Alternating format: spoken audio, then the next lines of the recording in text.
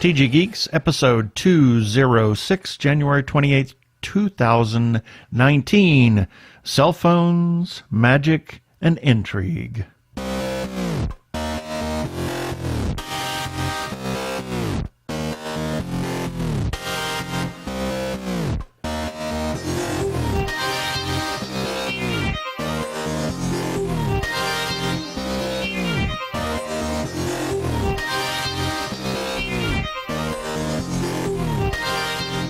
Hello and welcome to another webcast from tggeeks.com, where Ben and Keith, the Two Gay Geeks, talk about all aspects of geekdom and nerdery.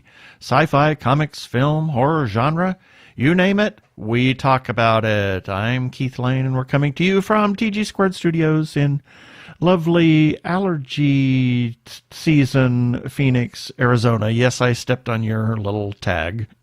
Sorry. Achoo. Yeah. And I'm here, Ben Raggington. Yes, you did. I was going to say that. Sorry. So now just imagine me being Terry Gilliam in a Monty Python and Flying Circus sketch with me saying, I've got nothing to say, or this is my only line here in Phoenix, Arizona. And we're going to get right to it. Prepare for hyperdrive. Meanwhile, in the Hall of Episodes, the Two Gay Geeks are discussing this. Well, we have welcome back. We're going to welcome back to the show the return of Katie Edwards talking about The Last Son, or not The Last Son. No, The Hanged Man. The Hanged Man. Good grief. He just finished writing. Yep. I mean, turned in the final draft of everything, trying to get ready for the editing process and all that kind of stuff. But the story is finished, and he talks to us about what that was like. All the excitement still there. We got our birthday shout-outs. We got our featured podcast of the week, everybody's favorite feedback, and then we talk about a couple of things that we've experienced. This weekend, we talk about our visit to Arizona Opera, and we also talk about a couple of things that we've been watching. We'll let you catch up on that when we get there. And we have our weekly recap, and then, as always, our follow-up items. Please don't stop listening. We have some interesting stuff in the follow-up items. So we're going to get right to our interview segment with Katie Edwards.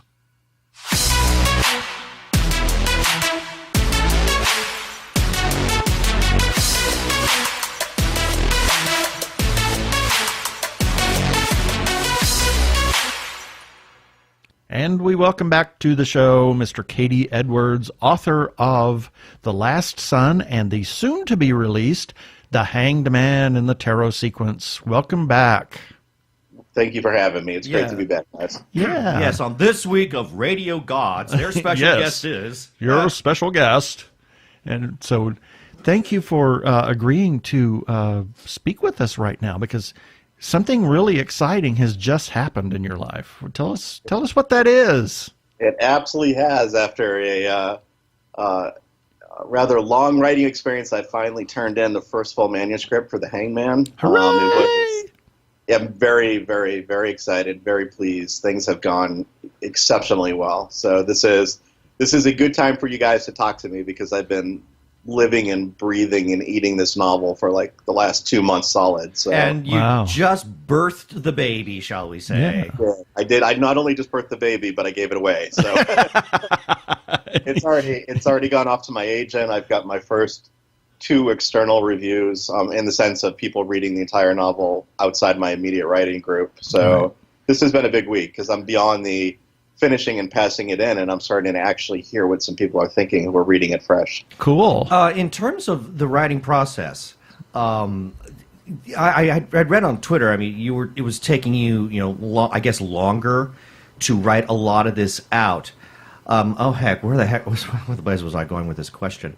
Was this a natural development, shall we say, in getting the book finished at the time that you did? Because I think you had initially said you were going to get it, have it done like a couple of months prior, and yet here we are Now it's January. You just recently turned in your first manuscript. So was the delay a very organic one, or were there things kind of being thrown in your face that were causing roadblocks?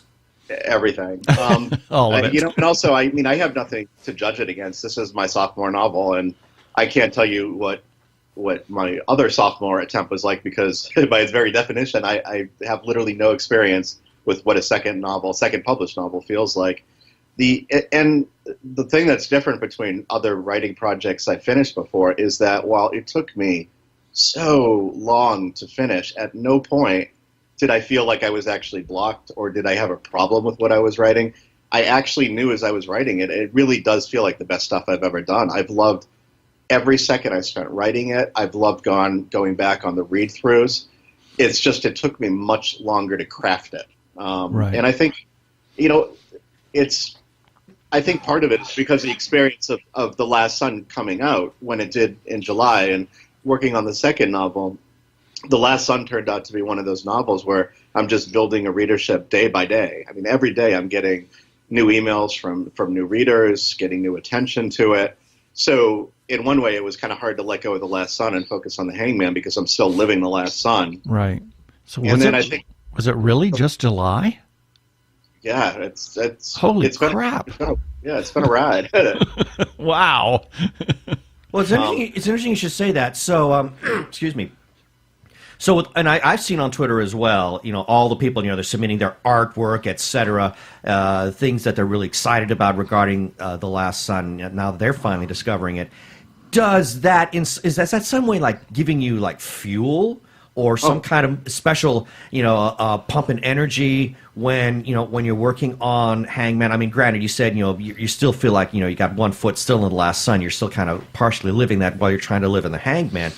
But do you find that kind of gives you that extra motivation and source to draw upon to craft this incredible story that you've been working on at this time and just finished? Yeah, it is a never-ending fuel source, and I think, to be perfectly honest, that's one of the reasons that I've been so confident about everything that I've been writing as I produce The Hangman. It's because of these. I literally have the best readers in the world. They're just mind-blowingly awesome. I mean, they send me playlists and they send me artwork, and I am so humbled by this experience. And I think you talk with a lot of writers, and their relationship with not just readers but reviews might be different from mine. I remember the first time I told one of my writing friends that I was reading the reviews that people were leaving. And they said, "Oh my God, don't do that. No. No, you'll go run away screaming and want to throw yourself off a cliff." No, but the thing is, but really, no, not at all. I mean, if you look at my Amazon reviews and my Goodreads, by far, I mean, 90%, they're incredibly overwhelmingly positive. And what's not positive, it might be critical, is actually great critical. And I think, to be honest, that's another reason why it took me longer to produce novel 2. But the same reason why I'm so happy with it is because I really took a dedicated amount of time to seeing what people were saying and what are the areas of growth I need in my second novel. I can see what they love, but what made them stumble on it? What raised the flag for them? And I learned so much about myself from just listening to my readers. And I would never necessarily change the outcome of the story because that's mapped in my head. And I'm not going to change the fact that the leads of the novel are gay. That's just the way I wrote this story. But things is realizing that, I really did have awful representation of female characters. Realizing that I'm really not experiencing or showing people of color in my novel. There were definite things that I needed as a writer to own. I think I might have talked with you guys before. I talked with a lot of people about how I thought I was Mr. Diversity by doing an urban fantasy with, a strong gay theme. But, man, I only hit the needle halfway on that. There's so much left off the table. And I really did fix that with novel number 2. Oh, good. But so my readers are, it's not just that they give me fuel, but they give me inspiration and they give me guidance. And it's been a very rewarding relationship with them. Well, that is really cool because I know a lot of writers don't like to read because any negative is just going to send them off into a tailspin.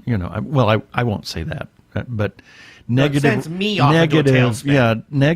can really affect writers, and especially if you read a couple of negative reviews and you don't take it in the light that you've taken it. Well, it looks like you've got a really healthy embrace of well, there's things I can change, but there's things I can't, and let's learn from what people don't like about the film, Yeah, the book. You learn to laugh at some of them. I mean, like I already told you, I'm not going to change the fact that Rune's in a relationship with a man. So would you read some of those comments saying I could have cut out every one of those and it would have been like... Yeah, somebody just commented on that on Twitter not too long ago. I remember you reading that, and you seemed to take it in very good stride when you saw that. I did, though. It's kind of funny because after I did that, I think it was a 3-star review that suddenly overnight turned to a 2-star review, and then I got a couple 1-star reviews immediately afterwards from someone who only had judged my book and no other books. Oh, yeah. Interesting. I realized you should never engage in a reviewer that way. I thought I was anonymous enough that I could make fun of it, but you do have to be careful about stuff like that. But, yeah, and we've learned that as comments like that. Semi sort of, I won't say we're public figures, but we've had to kind of tone down some of our things on Facebook and Twitter, etc., and not be as politically flammable as we would like to be sometimes, or flammable, period. It's kind of funny because that right there, like what you're saying, that's also probably a reason that I wrote so slow in 2018. You talk with a lot of people. 2018 was a rough year. It just was. Yeah, it certainly was. There was numerous opportunities to get distracted from what really what's important. Yeah. So it's interesting that you said just July, and I thought, wow, and our relationship was spurred simply by the fact that we were tagged in a Twitter. That's right, from Dwayne Smokey. Yeah, and it just kind of blew up from there. Yeah, you guys were there right in the beginning. I can't thank you enough. I mean, you've been a part of this experience with me. Yeah, so. Well, it's been exciting. It's been a joyride for us. I mean, trust me. Yeah, I've enjoyed seeing, your excitement about the first book and now the excitement about this book, and we're excited, and, it's like we want to just talk to you every week. Yeah, see where things are at. What's the state of the union, shall we say, in terms of the whole tarot sequence. I mean, the books have been at least the first book has just been so incredibly exciting, and you've been teasing people on Twitter with little passages here and there, and every time you've done that is like, oh, what has he got written for me? What does he have sharing today? Oh my God, there's a Twitter comment. He's got a new sentence from the new book. Oh, what does it say? I gotta be careful, or else you're going to be able to build the whole book from that. But I do feel bad that the pub date. I mean, the shift of the pub date has very little to do with the sale of my publisher to start, but from Prometheus to start. But it's more because it took me so long to finish the manuscript, so I own that completely. But I feel bad that it got pushed out to September. So I definitely am committed to doing a very, very long short story in the spring.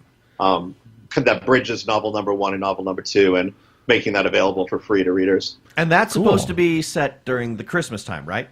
It was originally, because I was supposed to write it during Christmas, but as I've learned, my relationship with deadlines is a little more elastic than I want it to be. So I don't know if it'll be Christmas. It was never technically Christmas in New Atlantis. At least it was solstice. Right. So I think we're now looking at spring solstice. I the idea of Brand going Christmas shopping does strike me as highly humorous. That's not going away. It's definitely, I'm still keeping that because I just love the idea of what it would mean to put like Rune and Brand in a situation where they have to go holiday shopping for Max. So, right. But that's the beginning of the story, and it takes them on a wild ride beneath the surface of Lake. So tell us about. Obviously, we're through The Last Sun, and if anybody doesn't know about The Last Sun, it's the first novel in the Tarot Sequence book. 9-series book. 9-series book, whatever. How many ever books it's going to be at this point? 9 series of books. And so it has sold well, and you had started on The Hanged Man, which is number 2. Tell us what The Hanged Man. Tell us as much about The Hanged Man as you can tell us in a little blurb without spoiling it. Sure. The first 2 books really partner well together. They're in some respects they're the same. They kind of focus that on that D&D type mentality if you have a question in front of you and you move from point A to B. The way it ends, however, it essentially starts with the fact that you know that Rune and Brand have taken guardianship of a teenage ward called Matthias, or nicknamed Max, and Max had been promised into a marital alliance with the Hangman, who's considered one of the more fearsome arcana or leaders on the island, and the Hangman is not relinquishing his hold on Max. So Rune and Brand are trying to do whatever they can to save Max from that marriage. And it's so basically Rune going up against an arcana for the first time, face to face, and realizing it's either going to be him or it's going to be I. And the first two novels really are geared towards Rune realizing I am no longer a small-time mercenary, that things have happened and my future is heading towards me at a pace I did not expect, and I'm being asked to operate on a citywide level. Right. So they really fit well together. I think that's been some of the most rewarding feedback I've gotten from my writing group, to see that journey over not just one novel, The Hangman, but two novels leading to where it ends at the end of the Hangman. I'm very, very excited to share this with people. And for what it's worth, I remember you and I had a conversation on Twitter a few months back. And that's when you shared the previously unreleased prologue to The Last Sun. Yes. And I had made the comment that I felt really badly about humanity, because based on the descriptions and everything that you had written in the prologue, it sounded like humans were just really being more than knee-jerk in their reaction and the way that they kind of bombed Atlantis. And your response was most fascinating. Something along the lines of, if you had seen the Hanged Man yourself, you would have bombed. You would have bombed him right away too. So that kind of puts into perspective what a fearsome character or what a fearsome arcana the Hanged Man really is. So that really puts the second book into, I think, maybe possible a better perspective. Yeah, that was the trickiest part of writing. I'll be perfectly honest. That was the biggest challenge of writing the second one, was making the Hangman worthy of being an enemy, especially because he does not appear on page one or close to page one. His mythology is well established before he first steps foot on a page. And I am incredibly gratified that I think I pulled it off. From what everyone said, by the time the Hangman shows up, you know he is going to be the biggest foe that Rune has ever faced, and that he is someone who has done some truly terrible things. And I said that I'm at this stage right now where I finished the novel and turned it in, and I've heard back from my editor, and I've also heard from another writer who did a cold read of the novel, and they're picking up on that too. So I'm feeling very good about that. Cool. And go ahead. No, please go ahead. I was going to say the Hangman has got to be a very fearsome character because, for a lot of people, I know that a lot of your readers, me included, have gone over The Last Sun with, just over and over with a magnifying glass. And there's an interesting sequence. Literally, you should see him with that big magnifying glass. Yeah, I mean, it's quite literal. It's the size of my head. There's an interesting story element in The Last Sun where one of the houses is taken down, and apparently it is decided by committee because of the horrible things that this particular house does. And the fact that nobody wants to even get near the Hanged Man, despite, granted, he's a major arcana, as you said, but the fact that absolutely nobody wants to do squat with that guy really speaks to what everybody else must think about him. Yeah, I'm really saying, I got to be careful what I give away, but in the beginning, it's the interesting twist change between novel number one and novel number two. Novel number one, they're going up against a bad guy where they can just hit that bad guy full on with all their force and all their magic and all their skill and all their history of taking on bad guys. Very early on in novel two, Rune basically realizes this is going to be a political challenge. This is going to be something where he can't just he just can't blow up a wall and walk through it. He's going to need to find a way around it. Right. And it's an even worse situation for Brand to be in because Brand is not political. Right. He needs someone to punch, and he's not going to get someone to punch right away. Well, that's true. And speaking of Brand, you've been Lord. Well, it's fascinating how everybody, 99% of your readers, I see their responses on Twitter, and when you did your Reddit AMA. how everybody is just like going mental about Brand. I mean, how does that make you feel that you've crafted this character that everybody just, me included, they just completely latch onto and say he's the greatest thing ever written? Yeah, this is one of those times where I don't feel so much as I'm the writer. Like there's great writer and reader because I like Brand too. He exists in my head. He's the voice when I need someone tough at the back of my brain to face the situation. That's the voice I hear. He's the id. I got to say though, I love talking about Brand, and I'll have almost any conversation about him. But the one that's the most difficult, and even today it happened. Someone sent a comment on Twitter and also posted it on Goodreads, an actual question asking, "Is there any hope for Rune and Brand?" And I can't answer that. I'm not. There are certain things I would never reveal about the future of the series, but also, I'm in the moment with Rune right now, and I'm in the moment with Adam, and I'm in the moment with Brand, and there's something about the relationship between Rune and Brand that I'm really worried about. Not just how you're not supposed to mess with good chemistry with characters by immediately throwing them in a relationship, but I think personally, as a gay man, there's something rewarding about two men outside a relationship, not in a relationship, no sexual intimacy, being able to be so close to and to talk about their feelings, to be there for each other, to touch each other, and not have it be misinterpreted. I kind of like that relationship, and it scares me a little bit about messing with that. But I mean, I will say what I've always said, that Rune and Brand are the heart of that story. Their relationship is the heart of the story. Mm-hmm. It always.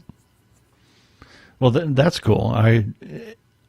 You kind of see things, but you wonder, is it good? Is it bad? Is it ever going to happen? Is it, what's going on there? So it's like everybody has to have that moment of discovery, and whenever that happens, or wherever it happens, or however it happens, is going to be a natural extension of the story. Yeah, and that's while I plan the story outlines and the plots and the plot twist, there are a couple that I don't want to plan, and this is one of them, because I need to be there in the moment with them as well. Mm-hmm. Oh, yeah, because you don't know what's going to happen, as you're writing the story, and as the characters start to talk to you, and, And boy, have they been talking to you, based on everything that I'm reading on Twitter and on Reddit. I mean, it's really gotten to a point now where these voices are truly in your head now, more so than, I think more so than the first time we talked to you.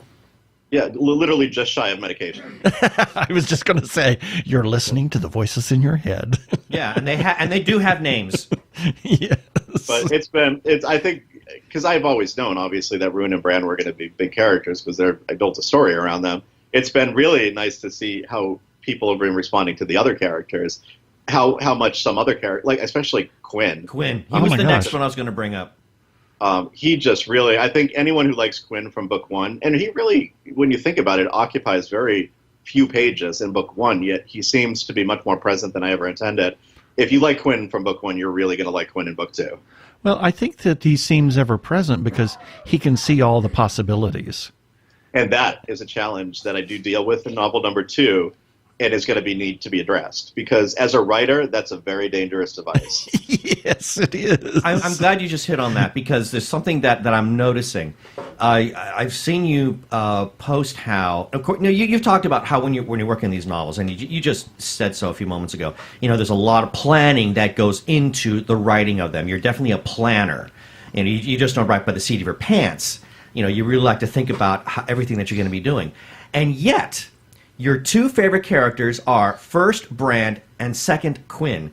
And both of them seem to come from this place of the id.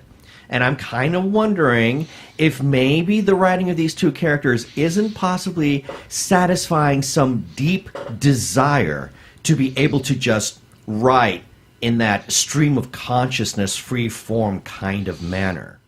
Oh, I wouldn't doubt that at all. I mean, that's always been true in my writing. I always have my archetypes, and my archetypes are always different parts of my personality. Well, that's really interesting. I liked Quinn. I like all the characters. I love all the characters. I mean, I'm even beginning to like the head of the the Crusader throne. I think it is the Lord Tower. Well, he's a Dagger Throne, but Dagger Throne. That's it. Yeah. Lord Tower is he's more of the the terrifying benefactor sort of figure. But right. the core characters I really spend a lot of time with. Oddly enough, probably the one I spend less time with is Max, partly because he's so paralyzed by the events going on around him.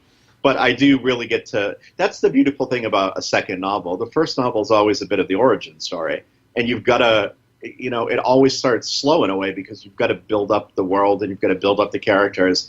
Novel number 2, by then, you anticipate anyone who picks it up is going to have read number 1, so you just can go full throttle on developing your characters and indulging in their relationships and their interactions with each other. And I completely take advantage of that. I have a ball writing that. That's great. So tell us about what is he, an elemental? What, Kieran? Is it Kieran or Ciaran or how? What's the proper pronunciation? Yeah. So Ciaran is I call it Ciaran, but even in my head I see it as a word. I don't think I even pronounce it the same way twice. But he's what's called, and that's actually you kind of hit on something that I'm not going to spend too much time talking about because it's very important to the plot of novel 2. But he's what's called the principality. So the New Atlantis is kind of loosely built around the tarot cards major arcana, and the major arcana, of course, are the archetype characters: the Tower, the Sun, the Lovers, the Fool, and each of those are, with the exception of a couple courts that have fallen, are the leader of a court based around that card. Principalities are individuals with as much power as an arcana, but aren't tied to a court. They have no greater house or lesser house of their own. They operate on a freelance method. Yeah, they just are. I found I always call him Kieran because that's when I listen to the audiobook, that's how he's called, or Ciaran. But I find his existence a truly fascinating one, and that's one character that I've just gone over and over and over again whenever I've looked at your book, and I'm really hoping we get more, shall we say, universe building in the whole nature of principalities, how they exist, how they came to be. I mean, I think there's just tons of backstory that can be told there. I will say that probably the biggest the backstory, as well as really the entire truth about what Rune is keeping from the reader, is going to happen in novel number 3. This is a bridge chapter between 1 and 3 in that respect. But I definitely do touch on Ciaran becomes very important to the story later on. He's not present in the beginning of it. I was a little bit worried when I brought him in so late that people would have forgotten about him or they wouldn't have a strong reaction. But in even the scenes that he shows up in, he turned out to be probably one of the most interesting characters, I think, from novel number 2 that I enjoyed writing. Well, so, he's always just so over the top. Exactly. And so obtuse. Yeah. I think I needed that in measured doses with everything else that was happening right. in book 2. But the idea of that background is going to become critical in novel number 3. So. Oh gosh, I don't know quite where else to go with this at this point. I mean, you're making my mind blow. Okay, so we've talked a little bit about Hangman. We know that's coming out soon. So I want to touch on the short stories now. How did this come to be? These things that you're planning for the spring. Because I feel horribly guilty, massively guilty, because there are a lot of readers who reach out to me and they're really, really excited, it seems, about reading The Hangman. And here I go and take a January deadline. I don't meet it, and it gets delayed to the next fall. So I felt awful about that. I'm glad I made the decision I did. I think it's gonna be worth it. I really, really hope so. But there's now this gap of time, and I feel like I have time to do something like write this story. And I've always wanted to be one of those writers who, between novels, comes up with like a short story or a novella and just hands it to their readers for free. Yeah. It's a way of saying thank you. I really thank you for everything you've done for inspiring me. Yeah. Well, a couple of our writer friends, they do that very same thing. We had one yesterday. One just did it yesterday. Zachary Wheeler. I mean, he's writing a whole series of multiverse books that are very Douglas Adams in their style, and he just released a short story that bridges books 1 and 2. Yeah, and he said it was a story that doesn't further the narrative, but it was a funny little thing that it took 10 minutes, 15 minutes to read, something like that. It's just a short story, and it's just so over the top. So, that is what I do. And also, I will say I'll probably do some character development, especially around Max. He seems to be kind of the focus of it, but it's really, for the most part, a fun story. It's Cool. a lot of really creative world building, I hope, because New Atlantis is a place that kind of just screams for creative world building. There's so much I can do with it. Well, I think it also allows you for a chance to kind of go more down the comedic level. I mean, there's a lot of humorous stuff, even during the more serious moments. Some of the dialogue kind of makes you giggle a little bit. And there's one line from Bran from the first book that I cannot repeat and Keith knows which line it is. I know what it is. It's the best line in the entire book, shall we say? I mean, it's another one of Bran's. You know, he opens his mouth and out flies a bunch of words that you would never expect to hear strung together. Exactly. And yet, I think with doing the short story, that hopefully would allow you a chance to kind of go, less threatening, less dangerous, but more just outright insane kind of storytelling that just doesn't fit anywhere else in your universe. Absolutely. Absolutely, 100%. So with that, you've got the second book, The Hanged Man, done. It's at the it's in its process, shall we say? Yes, it's in the editorial process right now. Right, and then are you? You're obviously taking a break, and you're going to write the short story, and then you're going to start on the third book. And do we have a title for that one yet, or should we give it away yet? No, I can't. I don't think any of that will necessarily happen until the fall.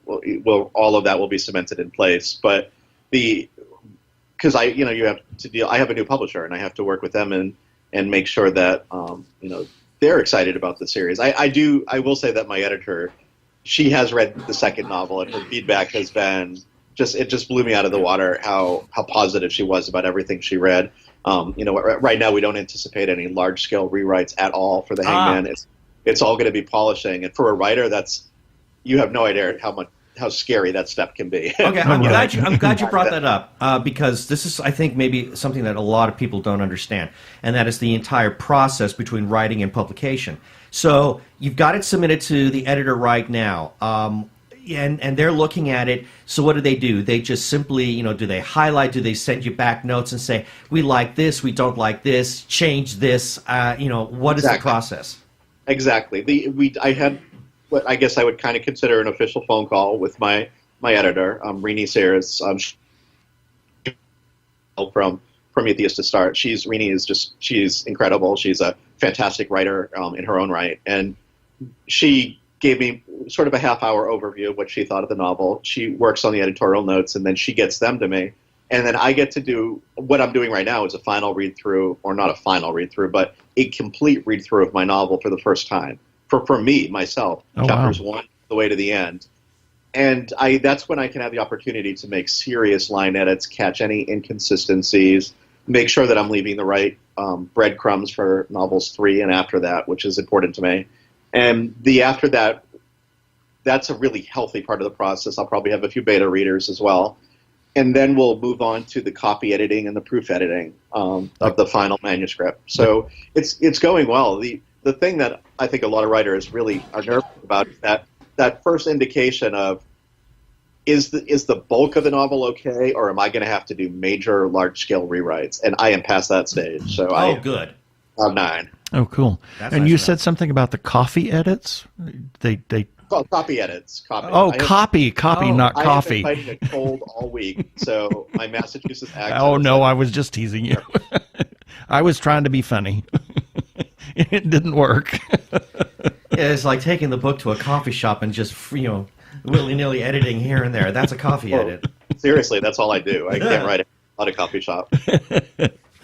Okay, great. So with all of that, there is so much more that we could talk about. Oh my gosh. But I would simply say that, dear listeners, you need to be following this man on social media. Absolutely. And he is on social media. So where can people find you? Because you share a lot of really great information as you're writing. Not just snippets from the book, but some of your writing process as well as your feedback from other readers. So where can people find you? For the most part, I do have a website, Oh my God! You think I would know my own website, wouldn't you? I'll give you my website in a moment because I'm keeping that as a secret for 30 seconds. I see. As you try to figure it out. I see. You're typing. That's No, it. it's a secret from himself. But my Twitter is where I really, really try to interact with people. And probably to the point, I do love sharing stuff on Twitter, and I love getting feedback from readers. But it's at KD Edwards _NC. KD Edwards _NC. That is the best way if you want updates on my free short stories or what's going on with my publishing timeline. That is absolutely the place to look. And I also have a website at kd-edwards.com. Cool. Which, Very nice. as we speak, is being updated because I really need to start doing the shift from focusing on Last Son to Hangman. So. Cool. Yes. Well, this has been a real treat to. Well, I was for us. looking forward to it too. Yeah, I love talking to you. Yeah. You guys, I talk about you guys all the time. You have, I don't think I've done quite a few interviews since this whole journey has started, and you guys are so easy to talk to, and you are able to pull the best points from me. So I walk away with ideas of my own writing after I'm done talking to you. So you really have been a part of this experience for me. Oh, cool. Thank you so much. Well, it's nice that we've had this opportunity to get to know you too. I mean, I think I can speak for Keith as well, my Keith, and that we consider you now a friend. Absolutely. I mean, you're not just somebody that we talk to. You're a friend of ours now, and being able to interact with you, being able to chat with you, and being able to see the things, see you get really excited and share all of this has just been great. So we've enjoyed it a lot too. Yeah. Thank you. So thank you, KD Edwards, author extraordinaire, for being on our show again. Excellent. Thanks, guys. It was a joy. This is KD Edwards, author of The Last Son, and you're listening to the Two Gay Geeks. And here's a few. Wow. Turn that down. You're the one running the board, not me. I know. I forgot what I was doing. I was so excited after that interview. That was really nice Well, to talk it's always to him. great talking to him, Yeah. and it's fun to kind of, we managed to push a few buttons in his brain at the same time, and so it's always great. Yeah. So here's a few selected birthdays for January 28th through February 3rd, 2019. January 28th, Elijah Wood. Frodo. Yes, among other things. Yeah. And Jackson Pollock. I wonder if January 28th is a good representation of his spring period. I wonder. I was always, as a kid, I was fascinated by his work because it was just so out there. It's like someone vomited. Yeah, well, in essence, yes. Also on January 28th, we have Auguste Piccard. It's not Pickard? Pickard, yes. But he was an aerial balloonist, and among other things. So you never know. Maybe the Jean-Luc Picard was one of the Picards, or the rebellious Picards that dropped an extra C. Yeah. Maybe descendant of this next person? Yeah. And Jean Picard was actually a chemist and a physicist, shall we say. And also on January 28th, Kevin Batchelder, a friend on Facebook. And he also has that his Yes. bad sci-fi Yeah. podcast that he likes to talk about some really bad B movies. Yeah. January 29th, Oprah Winfrey, Harriet Tubman, Adam Lambert, who we're going to be seeing him in July. Yes, with Queen. And also Anton Chekhov, who was... Yeah. I lost it there. Sorry. And also Greg Louganis on January 29th. Going back to Anton Chekhov. Yes. Okay, now he's famous for, if you have a smoking gun in Act 3, you better well have used it in Act 2 or something to that effect. But what's also fun is that you have Anton Yeltsin, the late Anton Yeltsin, who played Chekhov. Yes. Okay, so how's that for a departure? That's pretty meta there. January 30th, Phil Collins. Christian Bale, who you never realize how well she really is until he speaks in his normal voice. God. Oh my gosh. And Gene Hackman, who is just a brilliant comedic actor. Barbara Tuchman, who wrote calamitous 14th century. It was a That's a mouthful. yeah, it was certainly an interesting novel. Came in 1974, 75, 76, something like that. It was about the plague during the 14th century. Oh. So it was a fascinating book. Also, friend of ours, James Laird, and very dear friend Lucas Hines, who works at Disneyland. Happy birthday, James and Lucas. Yes, January 31st. Jackie Robinson and Nolan Ryan. Imagine that. Two of baseball greats. No kidding. On the same day. And Connie Booth of Monty Python fame. Seriously? Yeah. Well, she's not a baseball great. But no. I'm more familiar with Carol Cleveland. Well, Connie Booth also did some... She was in Holy Grail, I think? I think she was. Okay, so was she the head of... I don't recall. Tracks, I think. Anyway. I don't remember. Also, January 31st, we have Franz Schubert, Philip Glass. Wow, no, that's two opposite ends of the composing scale. Exactly, and another great composer, Justin Timberlake. February 1st, Frederick Douglass, Clark Gable, Langston Hughes, Terry Jones, as we're speaking in Monty Python. Every week we talk about Monty Python. And Renata Tebaldi, who was a wonderful opera singer in the 60s and 70s and into the 80s. Brian Weber, good friend of ours, Arkle. good friend of the show. He was one of our very first listeners as well. And good friend of ours, John De Los Santos. You'll be hearing from him soon. Yeah, he's the librettist for When Adonis Calls and also for Copper Queen. So we got some real interesting news on that coming up. February 2nd, Ina Garten, who is a chef, and she's the one that says, you have to use this butter from Vermont, from this particular Oh my God. Farm, or you can use just regular butter from the grocery store. That'll be so okay. pretentious. She's famous for saying things like that. It's like, oh, thanks. Also on February 2nd, Tony Jay, who is a famed voice actor. He did Frollo and Hunchback of Notre Dame, yes. as well as a number of other Disney villain type. Didn't he do? He had a brief role in in Beauty and the Beast. Yeah, and a couple of others. Yeah. Also on February 2nd, Jascha Heifetz, famed violinist, and Fritz Kreisler, composer and violinist. Who also developed cars. Yes. No. Different spelling, you silly. And also on February 2nd, famed opera singer Jussi Bjorn. Bjorn, yeah. Jussi And Bjorling. and it's that nose bridge that really creates a lot of resonance when they're singing in the mask. Yeah, no. It's Jussi Bjorling. Also, hello. Yes? High school friend Teresa Davis and friend of the show Gary Lindros and very dear friend of both of ours, Lenore Swislow. Yeah, Happy boy, now birthday, that's a funny Lenore. thing. Keith knew Lenore before he met me, and I knew her daughter, Audra, before I met him. So it was just, How weird is that? Yeah, just fascinating.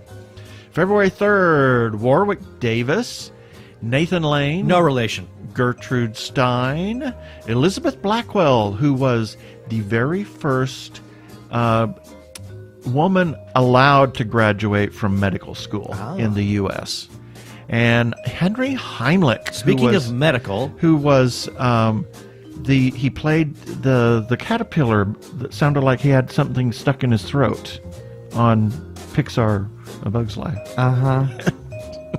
keep going. Yeah, keep going, yeah. No, Henry Heimlich with a Heimlich maneuver. So I was trying to make a funny. You wouldn't let me. And Felix Mendelssohn. Also on February 3rd, Facebook friend Sean Wildern and Jan Mark Quizabing, also known as the Janimal. And that's it for the birthdays this time.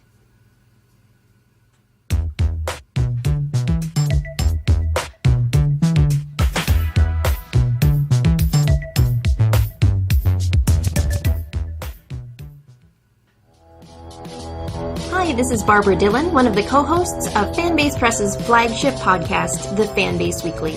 During the Fanbase Weekly podcast, the co-hosts and I discuss the top geek news stories of the week. In each episode, we are joined by special guests from all across the pop culture spectrum to get their take on what's happening in geekdom. Past guests have included Jeffrey Thorne, writer of Leverage and The Librarians, DC All Access's Jason Inman, Debbie Lynn Smith of Chimera Press, Xena Warrior Princess executive producer Stephen L. Sears, Ashley V. Robinson of Geek History Lessons, and many, many more.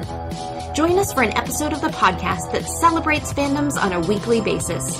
A new episode of the Fanbase Weekly is released every Monday. Be sure to subscribe to us on iTunes or look for the podcast at fanbasepress.com.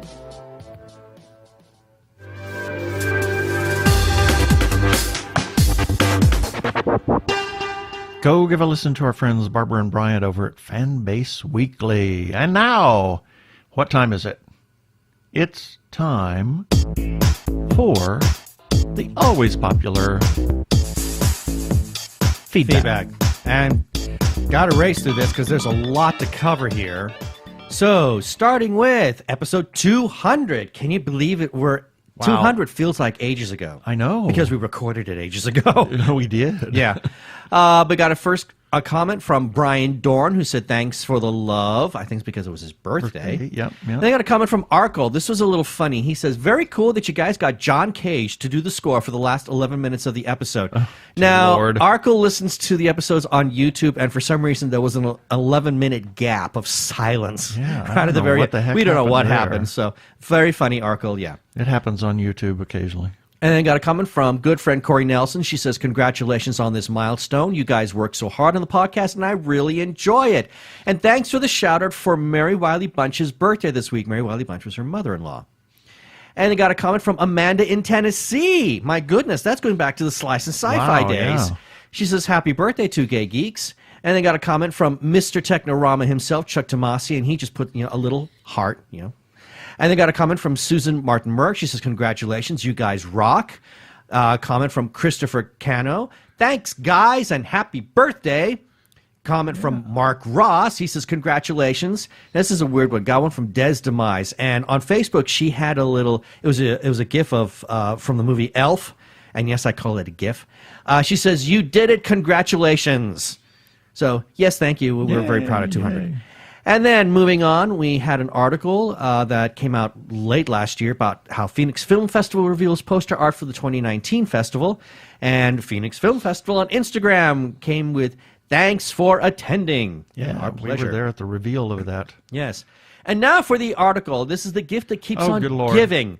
And this is regarding Warner Brothers' options Dragon Riders of Pern, and has writers for the project. This keeps coming back. And we got a comment from on our website from Helene Marshall. And she says, I have been waiting for a long time and nothing happens. I'm a big fan of the Dragon Rider novels from the start. A series or movies would crown the novels. Hurry up, LOL. And then we got a comment for News Sushi, Morsels of News from Japan and Beyond, number 40. And this is from Michael Chan. I guess he was highlighted in this particular issue.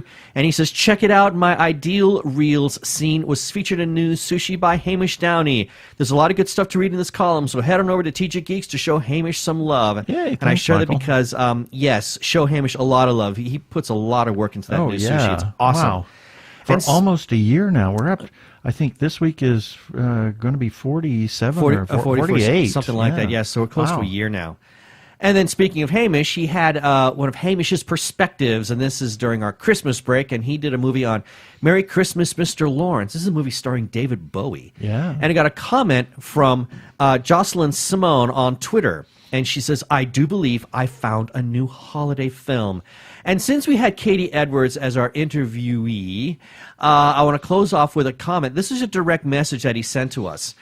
And he said, one of the baristas at the coffee shop I write at said she listened to the podcast episode we did and went right out and bought my novel. She agrees with me.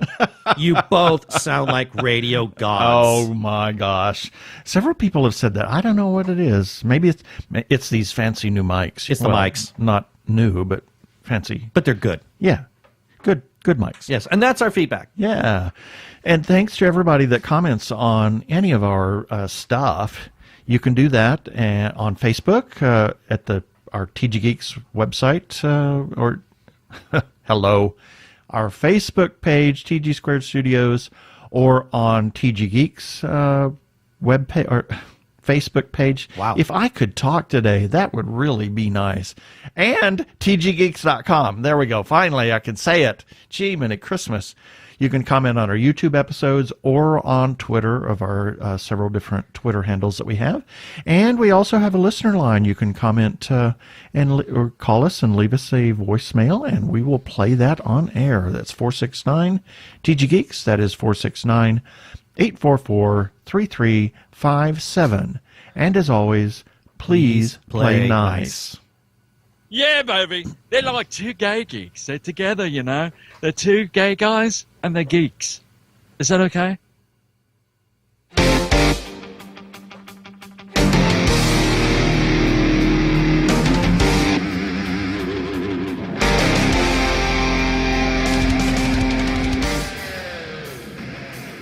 Yes, and because time is running out, we do have a few things we wanted to talk about.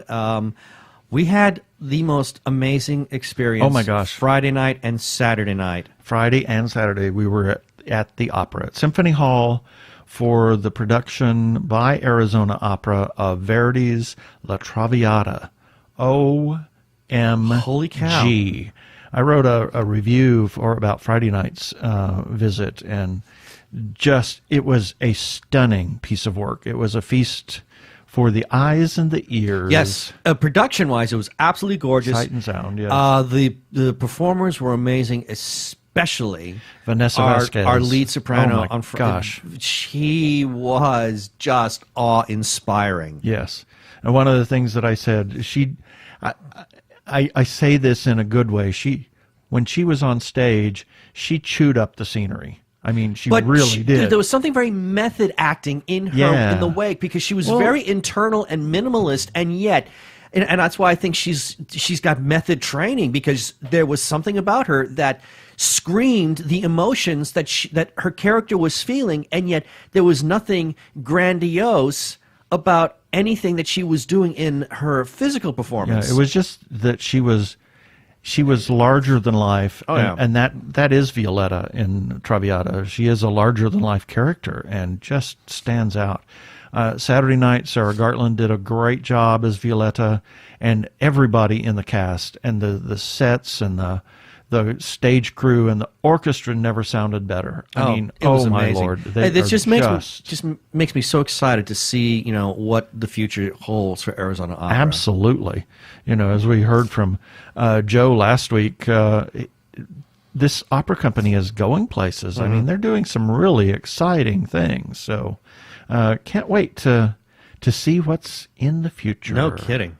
I want to touch on this really quickly. Okay, Star Trek Discovery and the Orville. Okay, we just watched the latest episodes, episode 2 of Discovery and episode 4 of the Orville.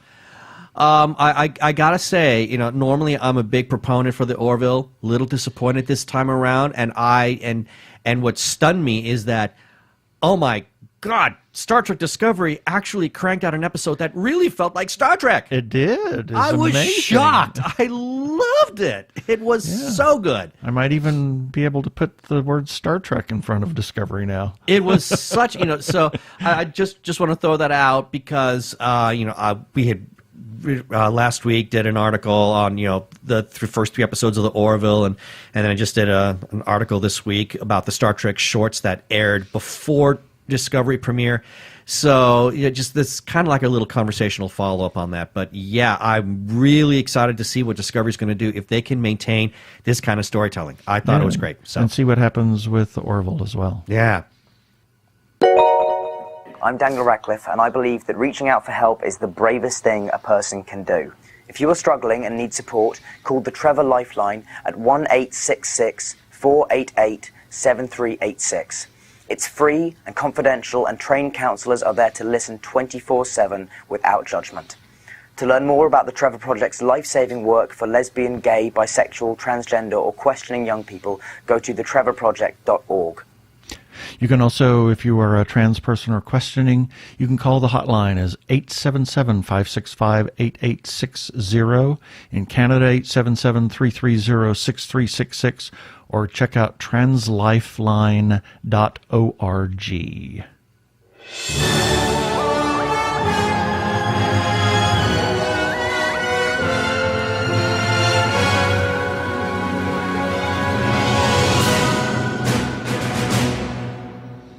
Okay, time for some weekly wrap-up, and I got to fly through this.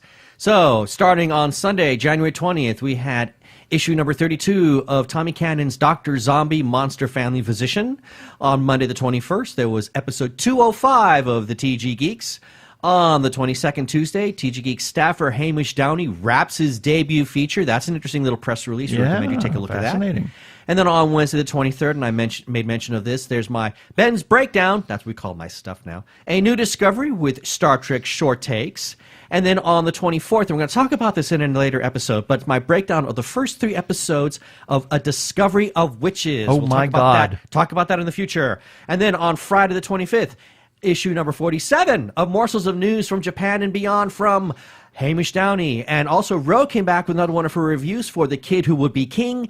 And then on the 26th, there was Keith's article on Arizona Opera's La Traviata is as beautiful as a camellia. You can find all these things at tggeeks.com, as well as entries on our Facebook page. Please visit and comment.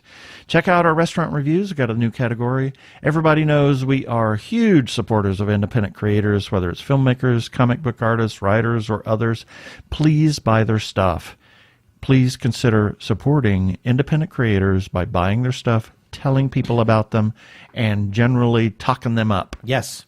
Special shout out to the Arkle Times Post-Dispatch News that republishes our content, and you heard some feedback from Arkle a little bit earlier. You can find him on Twitter. He is the Human Arkle, A-R-K-L-E, and he also has his Shameless Cash Grab on YouTube. You can find it by going to YouTube and looking up Arkle Studios. It is youtube.com/user/Arkle Studios.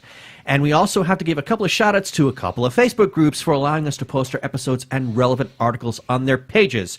First, to the Gay Geeks After Hours. Big thanks to the moderators for literally saying, share away. And it's a closed group, so you have to sign up. But the URL is facebook.com/groups/Gay Geeks After Hours. And then to The Gay Geek for also allowing us to share our stuff on their page. Their URL is facebook.com/groups/The Gay Geek. And for that, we have to give special thanks to their moderator, Jeremiah Reeves. Thanks to both of those Facebook groups. And lastly, we're now on Spotify, TuneIn, Stitcher, and Anchor, as well as the places that you find other fine podcasts. Also on Krypton Radio, 3 a.m. and 3 p.m. Pacific Time on Tuesdays. Go and listen to their content. They've got a 24-hour radio station, or internet radio station. Please rate us and review us on iTunes, and don't forget to subscribe to our YouTube channel. Boy, we have a lot of things that we could release next week. I haven't figured out what we're going to do yet. We got a couple lot of interviews has been in the can, and we need to get some of it out. But we'll have something really fascinating for you next week.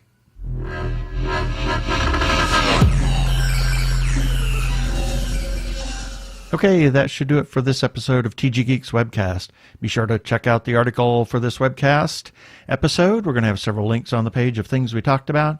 And remember, you can comment on our Facebook page or our website, tggeeks.com. Or you can leave us a voicemail at 469-TG-GEEKS. That is 469-844-3357. From TG Squared Studios, I'm Keith Lane.